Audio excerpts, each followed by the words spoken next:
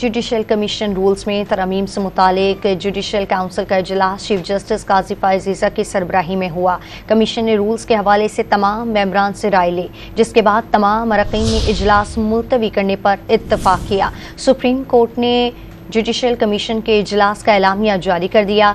एलामिया के मुताबिक judicial commission rules में मुजव्वज़ा तरमीम का जायजा लेना था। चेयरमैन जुडिशल कमीशन काजी फायज ईसा ने अरकान से मुजव्वज़ा तजवीज़ पर राय तलब की, जिस पर वफाकी वज़ीर कानून आज़म नज़ीर तारर ने इजलास मौखर करने की गुजारिश की।